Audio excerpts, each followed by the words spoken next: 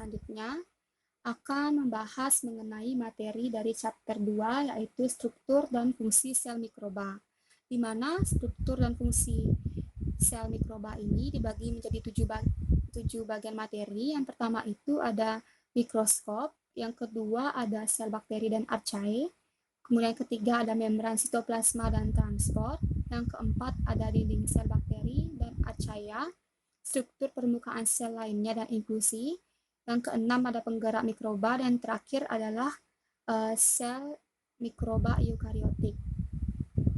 Jadi sebelum memulai presentasi, ada baiknya kami memperkenalkan diri terlebih dahulu, karena materi pertama akan disampaikan oleh saya sendiri, jadi saya yang terlebih dahulu untuk memperkenalkan diri. Jadi nama saya Nika Denalvin Yandari, NIM 19055610004.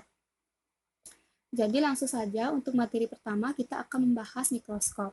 Nah, dalam pengamatan sel atau suatu mikroorganisme, kita perlu memerlukan suatu alat yang bernama mikroskop, di mana dalam materi ini kita mikroskop akan dibagi menjadi 2 bagian jenis, yaitu mikroskop cahaya dan juga mikroskop elektron. Fungsi dari mikroskop cahaya itu sendiri yaitu untuk memeriksa sel-sel dengan pembesaran negatif yang lebih rendah. Kemudian untuk mikroskop elektron sendiri fungsinya untuk memeriksa struktur sel dengan pembesaran yang sangat tinggi. Kemudian untuk resolusi mikroskop cahaya itu bisa sampai 1 kali. Dan selanjutnya untuk mempermudah dalam pengamatan struktur sel, kita akan menggunakan metode pewarnaan, di mana metode pewarnaan itu sendiri jenis pewarnanya itu dibagi menjadi 2 bagian, yaitu pewarna dasar dan juga pewarna kontras. Pewarna dasar itu contohnya metalin blue dan kristal violet. Dan untuk pewarna kontras contohnya safranin dan juga carbol fusin. Dalam teknik pewarnaan ini kita akan menggunakan pewarnaan gram, di mana pewarnaan gram ini dibagi menjadi 2 kelompok, yaitu kelompok bakteri gram positif yang berwarna ungu jika sudah diwarnai, dan juga kelompok bakteri gram negatif yang berwarna merah. Di bawah presentasi kami sudah melengkapi gambar metode cara untuk melakukan sebuah pewarnaan gram. Kemudian selanjutnya ada pengambilan foto-foto sel bakteri Saccharomyces yang diamati dari gambar A, yaitu diamati oleh bright field mikroskopi, yang gambar B itu fase kontras mikroskopi, yang gambar C itu diamati dari dark field mikroskopi. Selanjutnya kita akan membahas mikroskop elektron. Nah, mikroskop elektron ini dibagi menjadi 2 jenis, yaitu mikroskop elektron transmisi dan juga mikroskop elektron pemindaian. Di mana fungsi dari mikroskop elektron transmisi ini untuk memeriksa struktur sel dengan mengamati hasil tembusannya pada layar resolusi yang tinggi. Kemudian untuk mikroskop elektron pemindaian, fungsinya untuk memindai satu sisi ke sisi lainnya dan menghasilkan gambar seperti CRT pada monitor. Saya sudah melengkapi gambar. Yang di sebelah kiri itu adalah pengamatan dari mikroskop pemindaian. Yang sebelah kanan adalah pemindaian dari mikroskop elektron transmisi. Selanjutnya, untuk materi kedua itu kita akan membahas sel bakteri dan archaea. Morfologi sel bakteri ada berbentuk bulat, fokus, kemudian ada silinder basil, kemudian ada spiral. Archaea itu merupakan organisme yang tidak memiliki nukleus sel dan memiliki karakteristik molekuler yang berbeda, memisahkan mereka dari bakteri. Domain dari archaea sendiri itu dari 2 subdivisi utama, yakni Chenarchaeota dan juga Euryarchaeota, dan 2 garis keturunan kuno kecilnya, yaitu Corachaeota dan juga nanoarchaeota. Jadi untuk beberapa sel prokariota itu ukurannya sangat besar. Nah, pada gambar A itu merupakan Epulothecium fischelsoni, bentuknya itu basil, ukurannya 0,6 mm.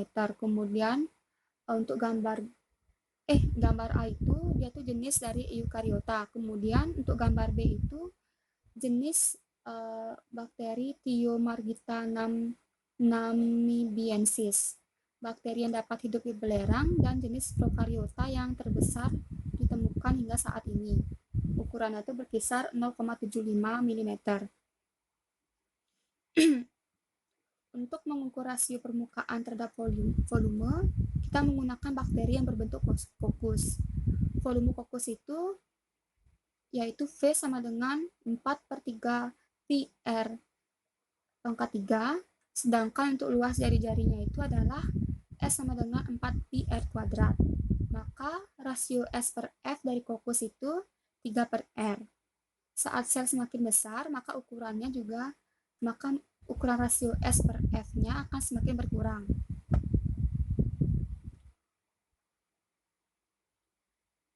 Kemudian selanjutnya, untuk ukuran sel yang lebih kecil, cenderung tumbuh lebih cepat dibandingkan dengan ukuran sel yang lebih besar. Karena salah satu faktornya yaitu penyerapan nutrisi dari sel yang lebih kecil lebih mendukung.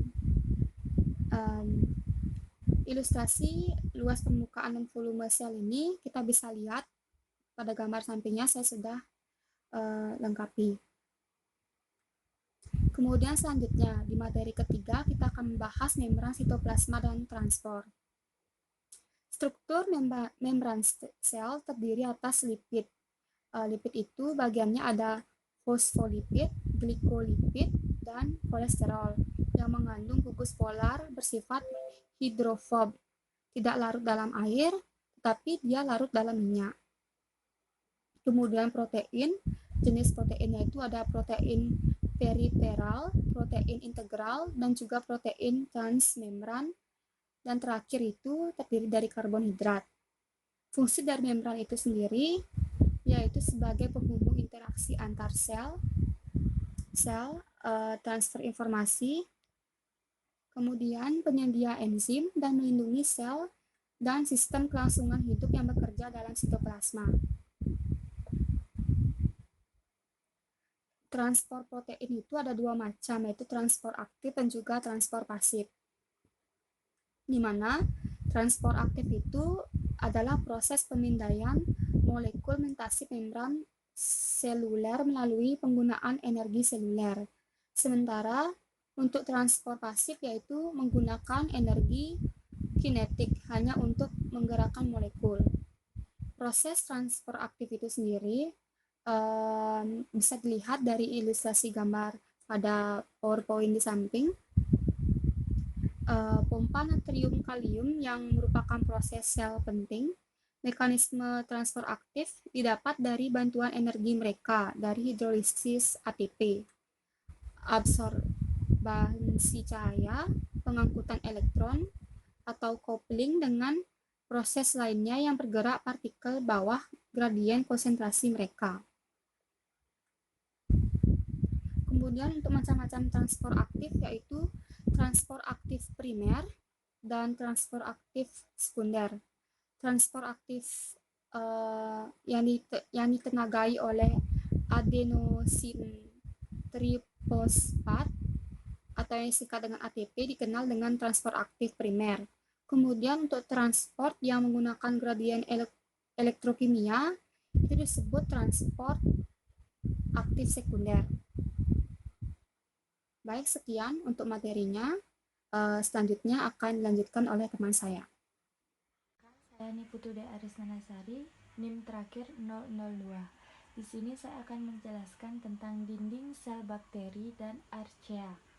Sitoplasma sel prokariotik akan mempertahankan konsentrasi tinggi zat terlarut dan menciptakan tekanan osmotik yang signifikan. Pada permukaan sel gram positif dan gram negatif yang diamati mikroskop elektron. Dinding sel gram negatif terdiri dari 2 lapisan, sedangkan dinding sel positif biasanya jauh lebih tebal, terdiri dari 1 molekul. Berikutnya ada glikosidik, adalah ikatan yang menghubungkan gula di untaian glikana bersifat kovalen obligasi. Ada cross-linking. Cross-linking adalah peptidoglikan yang kuat di kedua arah X dan Y. Berikut ilustrasinya, ada gambarnya. Selanjutnya ada bakteri gram positif yang disebut molekul asam teichoic yang tertanam di dinding sel mereka. Jenis bakteri gram positif seperti Thermoplasma yang spesies Archaea yang secara alami kekurangan dinding sel dari jenisnya. Pewarnaan gram negatif ini tidak terlalu pada kristal violet. Kompleks ini diekstraksi dengan alkohol dari gram negatif tetapi tidak untuk gram positif. Bakteri gram positif memiliki dinding sel yang sangat tebal yang terdiri dari peptidoglikan. Ada dinding Archaea metanogeni tertentu mengandung molekul yang sangat mirip dengan peptidoglikan dan polisakarida tersebut disebut pseudomorin. Peptidoglikan dan pseudomorin muncul melalui evolusi konvergen setelah bakteri dan archaea yang telah menyimpang dari domain. Nah, yang terakhir ada jenis dinding sel yang paling umum di archaea adalah parakristalin, yang dimana parakristalin ini struktur lapisan es yang terdapat membentuk berbagai simetri, termasuk heksagonal, tetragonal, atau trimirik. Dinding sel beberapa archaea, misalnya Metagonen, Metanocauldochus, Janasi, hanya terdiri dari lapisan. Jadi lapisan es cukup kuat untuk menahan tekanan osmotik tanpa komponen dinding lainnya. Nama saya Cokorda Ananta Wiradharma, NIM 19055610003. Ini saya akan menjelaskan permukaan sel lainnya dan inklusi. Jadi yang pertama itu dimulai dari prokariota. Jadi prokariota itu makhluk hidup yang tidak memiliki membran inti sel. Jadi prokariota itu mengeluarkan bahan lengket atau berlendir pada permukaan sel mereka yang terdiri dari polisakarida atau protein. Kemudian istilah kapsul dan lapisan lendir. Jadi istilah kapsul dan lapisan lendir itu digunakan untuk menggambarkan lapisan-lapisan permukaan sel. Kapsul biasanya melekat kuat pada dinding sel dan beberapa bahkan secara kovalen terikat dengan peptidoglikan. Polisakarida permukaan membantu pelekatan mikroorganisme ke permukaan yang lebih padat. Kemudian fimbriae dan pili. Jadi fimbriae dan pili adalah protein berfilamen yang membentang dari permukaan sel yang memiliki banyak fungsi. Fimbriae pada patogen manusia membantu menangani penyakit termasuk spesies Salmonella dan Gonorrhea dan lain-lain. Fungsi pili yaitu memfasilitasi pertukaran genetik antara sel-sel dalam proses yang disebut konjugasi sel. Jadi inklusi selnya berfungsi sebagai cadangan energi dan cadangan karbon. Jadi inklusi yang paling umum dalam organisme prokariotik adalah asam polihidroksibutirat atau PHB.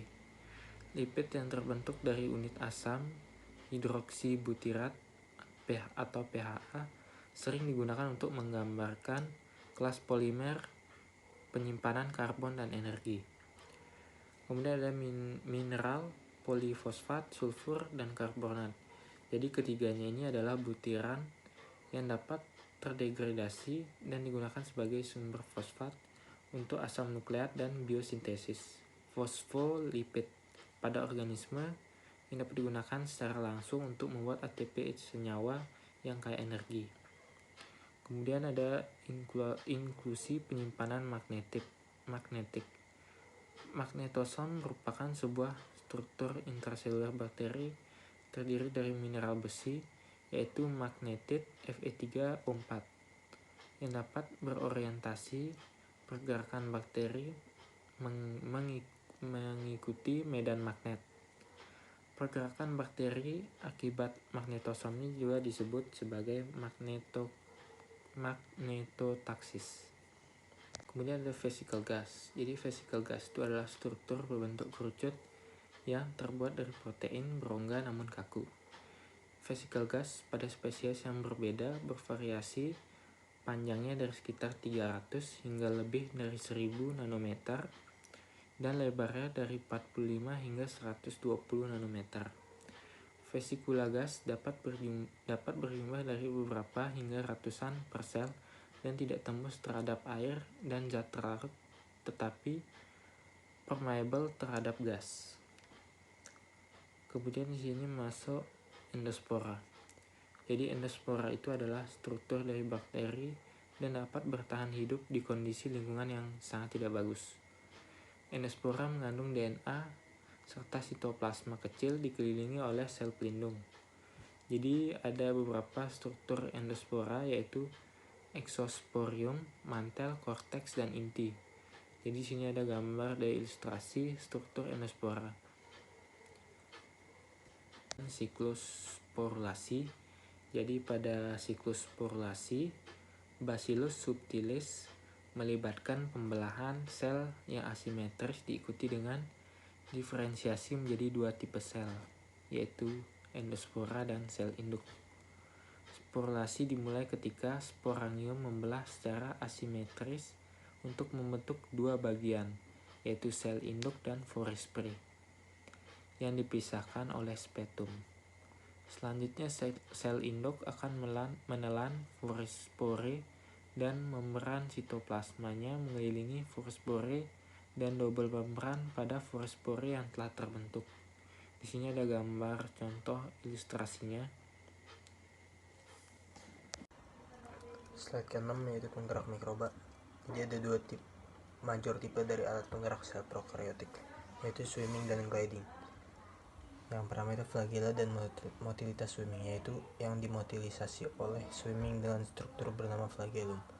Flagellum berfungsi untuk mendorong atau menarik sel melewati media cair. Suatu individu dapat memiliki satu atau lebih flagella, contohnya adalah alga bersel satu, Eugenia viridis, dan bakteri Escherichia coli. Flagella bergerak dengan berputar berlawanan ketika mendorong sel ke depan. Flagella yaitu struktur semi kaku digunakan untuk memindahkan sel-sel mikroba 3. Flagella menyebabkan sel untuk bergerak dengan rotasi mereka yang didukung oleh kekuatan motif proton.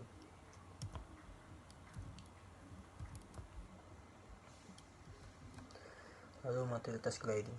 Tidak seperti motilitas flagella, kebanyakan dari non-swimming. Motilitas bakteri bergerak dengan meluncur, dimulai dari sel berhenti dan mulai dari arah yang berbeda. Motilitas gliding lebih lambat dan lembut. Kemotaksis dan teks terdiri dari dua kata, kemo plus taksi. Kemo berarti zat kimia adalah bentuk materi yang memiliki komposisi kimia dan sifat karakteristik yang konstan. Taksis berarti pengaturan adalah pergerakan suatu organisme sebagai respon terhadap stimulus seperti cahaya atau keberadaan makna. Kemotaksis adalah pergerakan organisme atau bakteri sebagai respon terhadap stimulus kimia, menjauh atau menuju zat yang ada di lingkungan melalui proses non-acak. Gerakan ini sering diarahkan baik. Kemotaksis positif. Lalu slide ke-7, sel mikroba eukariotik. DNA dalam nukleus adalah bermuatan positif yang disebut histones, dan bermuatan negatif yaitu nukleosom. Nukleus memiliki peran atau fungsi yang sangat penting diantaranya sebagai berikut: mengendalikan seluruh kegiatan sel, mengeluarkan RNA dan subunit ribosom ke sitoplasma, mengatur pembelahan sel, membawa informasi genetik. Nukleus sendiri dari beberapa bagian, yaitu membran inti, anak inti, nukleus, membran nukleus, kromatin, nukleoplasma, asam nukleat, protein nukleus, garam-garam mineral, DNA, dan RNA. Chloroplast adalah sebuah organisasi yang dapat membran dan hanya akan ditemukan di sel tumbuhan saja. Chloroplast yaitu tempat terjadi klorofil saat pertumbuhan mengalami produksi. Struktur chloroplast: membran luar granulomen, membran dalam stroma tidak kulit. Fungsi chloroplast yaitu sebagai tempat fotosintesis, di mana reaksi yang akan membentuk ATP dengan melibatkan transfer hidrogen dan elektron pada senyawa-senyawa, contoh NADH dan sitokrom. Mitokondria ialah organel sel yang memiliki bentuk bulat panjang seperti cerutu. Mitokondria biasanya dijumpai di seluruh sel eukariotik dan biasanya ditemukan di dalam sel yang metaboliknya tinggi dan juga letaknya berada di dalam sitoplasma. Fungsi dari mitokondria yaitu sebagai pembangkit dari tenaga dari sel, sebagai sintesis lipid pada matriks, sebagai oksidasi makanan, sebagai fosforilasi oksidatif, sebagai sistem transfer elektron, dan juga dehidrogenase